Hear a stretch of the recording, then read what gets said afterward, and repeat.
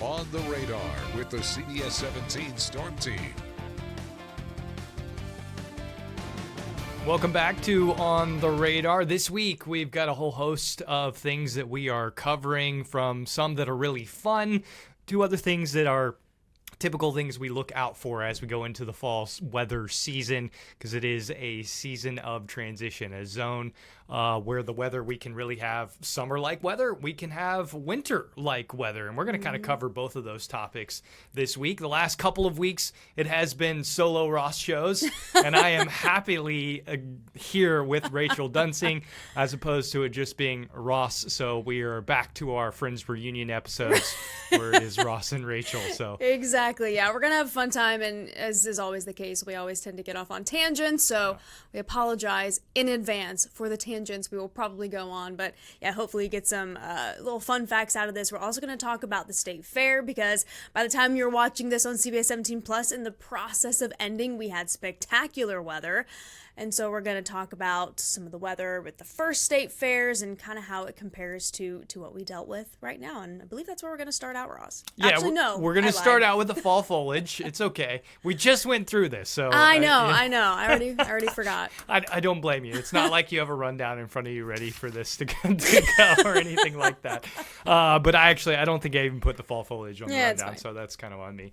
I just want to show this because we've shown it the last couple of weeks, and it shows the patchy color really starting to show up. So if you've been out and about over the last couple of weeks, you will have noticed that we are starting to see that change across the area, and that will pick up pretty quickly as we go through the next week or so. Typically, fall color really starts to pop, and then before you know it, you blink your eyes and everything's brown, and the leaves start to fall. So we all look forward to the changing of the leaves, and it just seems to go by like that, just a flick of the fingers. As you can already tell in the mountains, we have peak color going on in the lower elevations of the mountains. We are past peak in the highest elevations of the mountain, and we are nearing peak across the Piedmont and the foothills, which means by this time next week, we will probably be in peak season or very close to it. Very close to, yeah. Which is pretty typical. We usually see peak here right at the end of October and the beginning of November, and then things fade away pretty quickly. And unfortunately, if we have storm systems around or something like that, we can kind of lose that color before it ever really gets good.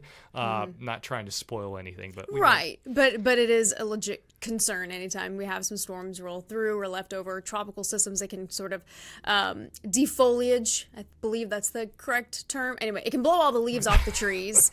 And then, it's not quite as pretty. But our friend Evan Fisher, who is actually part of Explore Fall, the creator of Explore Fall, who makes this map, he always says that sort of sweet spot in terms of weather are mornings in the 40s, afternoons likely upper 60s, low 70s, plenty of sunshine, and that can help make the colors a little bit more vibrant. And we've been pretty close to that lately, so hopefully that means our colors are going to pop once we get into peak in the next week or so, like what we were just talking about. So yeah, I've seen some pretty color already, so same. Hopefully that does continue. But we are now moving on to the state fair. Rachel and I have spent plenty of time out at the fair already, and we're wrapping up. So by the time that you're probably watching this, it's either going to be the weekend of the last little bit of the state fair, or it'll even be past the state fair by that point in time. But we thought we'd take a look back at some of the conditions on past state fairs and things that are going on. So Rachel, you want to explain what's going on here? Yeah, so what we're kind of looking at right now is, again, on that sort of left-hand side, that's the state fair attendance, and then on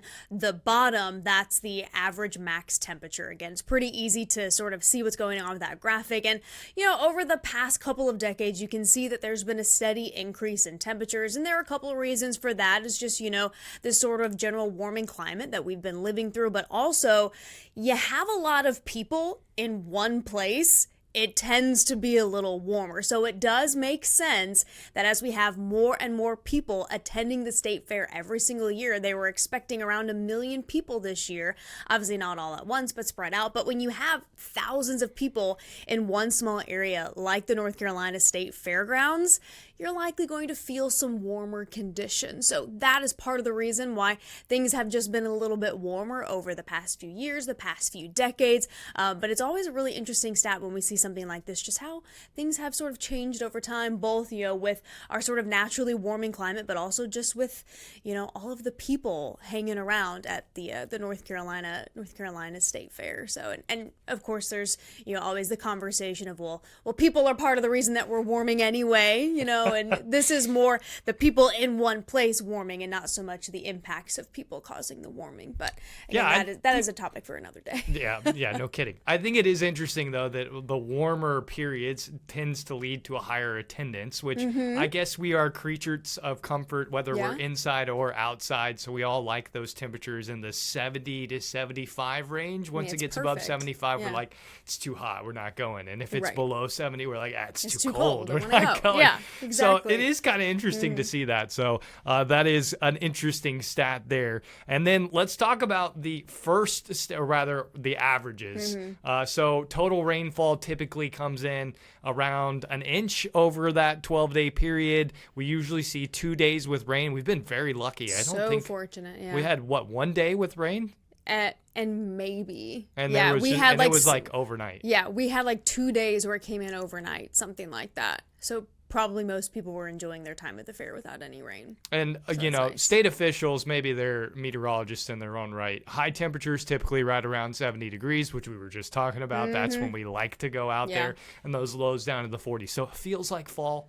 It feels nice to be out and about, but certainly not overwhelming. So maybe we should tip our hat to the state officials. Maybe they're onto something. Because when I grew up with the Illinois State Fair, it was always Labor Day weekend. Ooh. And so it was always just so miserable, around the time of Labor Day weekend. So it was always so miserable hot. You're going on the rides just to get the breeze. You're waiting in line, getting for food, and you're just sweating, and you're just uncomfortable. So when I came to North Carolina, they're like, oh, yeah, the state fair is in October. I'm like, that is brilliant. Genius. It's brilliant. Why doesn't everyone put their state fairs in October? Plus, it's nice fall vibes, too. Well, we know better here. That's why. North Carolinians, we know better. Of course. We know when you should be out. A producer of some music festivals, I won't name him, will tell you, though, when it is hot, people buy more drinks. So more concession sales when it is very, very hot. So maybe your state was just trying to get those drink sales up. Maybe. Who knows? I don't know. We'll wait and see on that one. Right. Looking at the first state fair weather compared to when our state fair weather was this year, pretty comparable. Outside of maybe 1 day, day 3 looks like that was the biggest difference over the first 4 days there from 1853. So that was the first state fair. 74, 67, 58, and 75. So what caught me was like, wow, that is very seasonable for this time of year. And that was a long, long time ago. Right. And I believe back in 1853 when we had the first state fair, it was only 4 days. So you could only go and experience it these days. Shout out to our meteorologist, Matthew Huddleston, by the way, who actually got all of this information with a little bit of help from the state climate office. But he's the one who put all of this together, did the work and all that. And yeah, obviously what stuck out to us is that it's very seasonal, but also that third day, 58 degrees. Now, we only really know the temperatures, but we can probably assume there was some sort of front or low pressure or rain happening to go from 67 to 58 and then immediately back up to 75 for the last day. But either way, not bad for that first state fair and not bad for our state fair weather either the first few days. Not bad. And talking about scheduling difficulties, while having a state fair in October might lend itself to a very comfortable climate this time of year, you can typically be on the lookout still, because it is October, for the tropics. So you might be wondering, is there any state fairs that we had tropical issues? Well, there's been a bunch of close calls. There's only been one that actually had issues with the tropics, and that was Hurricane Fran, something that we are very familiar with here in North Carolina. All the other close calls, well, just look like this. You can see there's been quite a bit of activity around the time of the state fair, but for the most part, gotten lucky. So again, maybe we've got some magic going on here around the state fair. So there's only been cancellations for wars and the pandemic. So the Spanish flu back in, I don't know, I think that was 1914 or 1915, something like that, canceled the state fair. Obviously, COVID back in 2020 canceled the state fair. And then Fran had issues, but they actually had the state fair.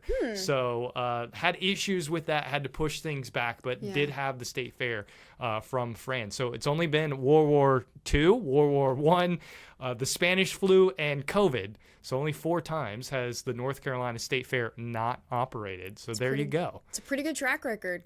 Pretty good track record.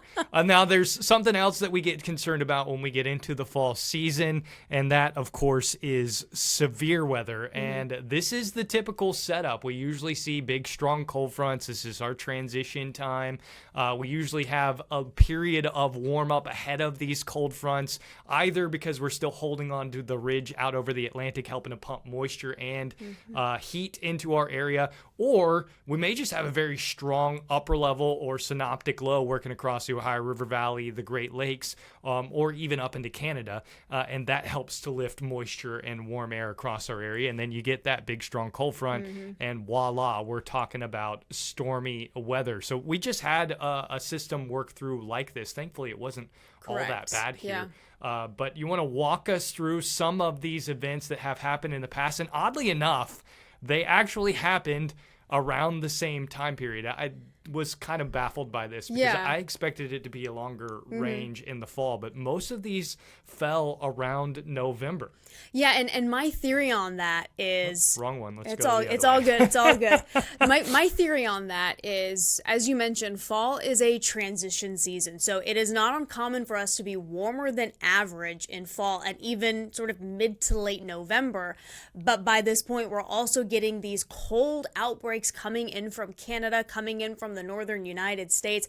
And as that cold air rushes in, as we mentioned, and we're still holding on to those warm conditions, it creates that perfect environment for severe weather. And that's kind of what you can see with the setup here. So as Ross was mentioning, we still have that high pressure that's out in the Atlantic, and that still pushes in that warm, moist air. We can still hold on to some very warm temperatures, and you get just a strong enough cold front that's coming somewhere from north of us, and it just creates that environment, that push of cold air, that really cold, dense air just forces that warmer air up, and it can create those thunderstorms to develop, and some of them can be strong, and that's kind of what we were alluding to before. We have had some significant tornadoes during the month of November, really during the fall, and you can see one there mainly in Wilson County. That was in 2008, around the middle of November, and that ended up being an EF3, all things considered kind of a shorter tornado, or shorter track, I should say, but an EF3 in November. And this is one that a lot of people remember as well. In 1992, again, middle to end of November, we actually had 2 F3s at the time. It was still the F system, not the EF system.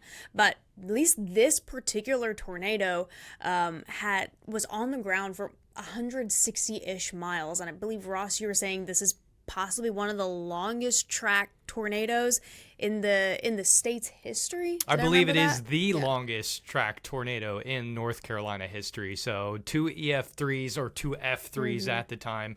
If you're wondering the difference between the enhanced Fujita scale and the Fujita scale, it was just a change in numbers. So before we went to the EF scale, F3, F4, and F5 actually went up to some absurd wind speed ratios, and as Doppler radar has gotten better and we've gotten a better understanding of what damage is done by what velocity, that has been scaled back. So an EF5 used to go 500 miles an hour, and EF5 now is 200 miles an hour. So we know what we used to think caused damage at 500 miles per hour actually happens at 200 miles per hour. So typically humans, we overestimate things, especially with the eye. When we see damage, we're like, oh, that was 70 mile per hour winds. And then you look at what was actually clocked and it's 40 mile per hour winds. So we're really bad at estimating the actual force of wind.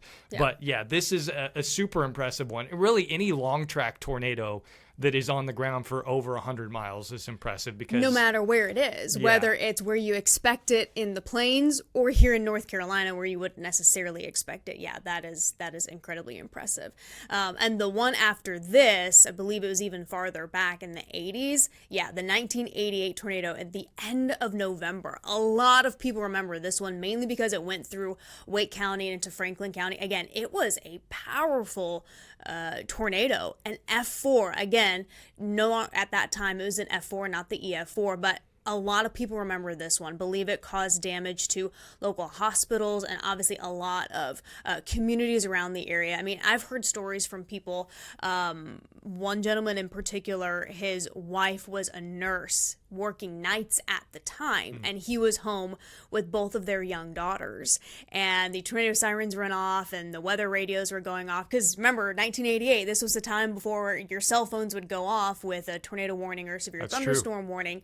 So I heard all of it going off, and I believe it happened in the evening or sometime at night. And he said he woke up and he grabbed his daughters and went and hunkered it out. And I think it just went right, not too far from his house. They were okay.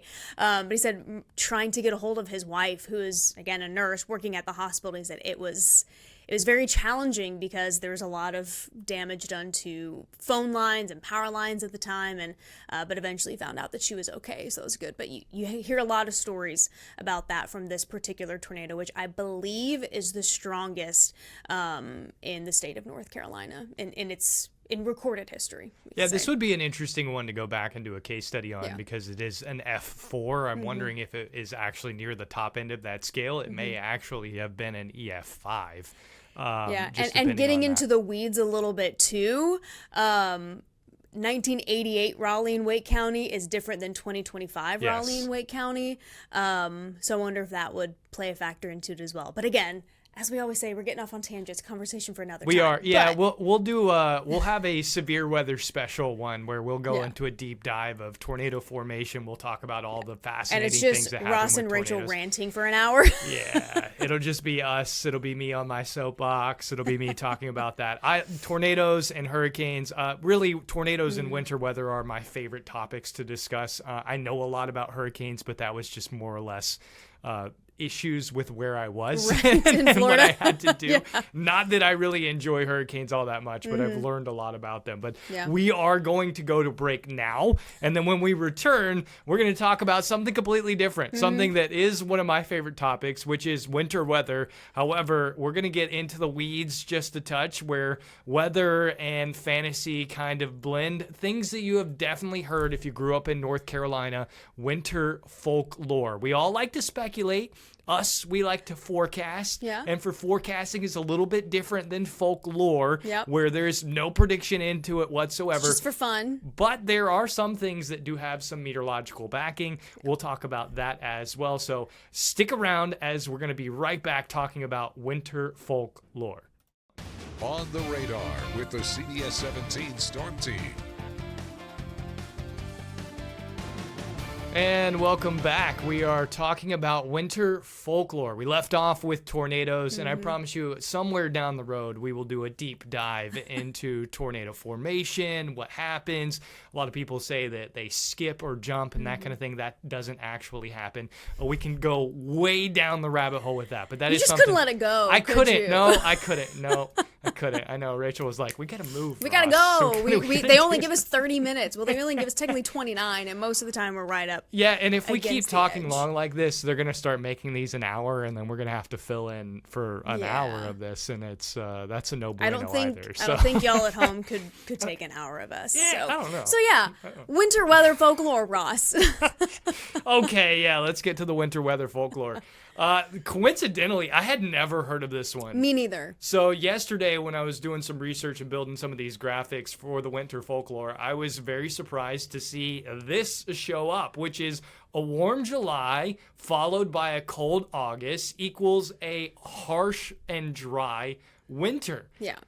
And you were not here during the summer. No. You were still in Florida. You didn't get here until, what, the end of July, beginning of August? End of July, yeah. End of July, yeah. So our July here, at least in the Triangle, was the hottest July in our record books. That average temperature came in at 84 degrees. It was very uncomfortable here in July. I would argue that that's still comfortable compared to where I was in Florida. Okay, Ross. But fine. hey, okay, all right. We get it. You were in Florida for 9 years. I was in Florida for 3 years. It's fine. No. It's hot. Well, you can relate. It's hot. I can. I very much can. It felt very Florida-like here in North Carolina. We had a couple days in triple digits. It was just hot. It was humid. It was uncomfortable. So we ended up being the hottest July on record. And it looked like our summer was going to be the hottest on record. We were on track for that. And then August happened, and we kind of had this weird wedge cold air damming situation set up for a lot of August.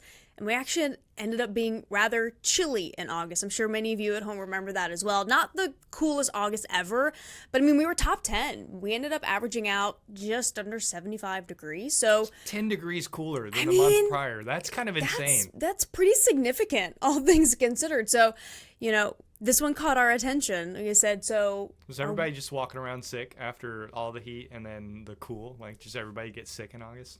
Probably. Yeah. Okay. I don't remember. But yeah, so obviously this one caught our attention, so we'll have to keep an eye out if our winter's going to be harsh, as in cold, but still dry. Yeah, I don't like the dry aspect. If it's going to be cold, I want winter weather. I want snow. Maybe not ice, but I want snow. I want bring on the snow. If it's going to be cold, let's get some precip in here. Not the worst type of winter, and I will stand by this, is cold and wet, but not snowy. That's true. That is the worst type I of will winter. agree. A cold rain, terrible. At that point, might as well just be snow. Yeah, 35 and rain, like, nah, let's not do that. Yeah. I agree. Let's not do that. Yeah. Anyways, moving on to other folklore, and you've probably heard of this one. Mm-hmm. I grew up in North Carolina, definitely heard of this one, along with the persimmon seeds. That got honorable mention here because I think that's a little overplayed. Yep, the woolly worms are in Illinois folklore as well. Yeah, and it's the large brown band. We've all seen these. We all call them caterpillars, but they're not really caterpillars. They're woolly worms.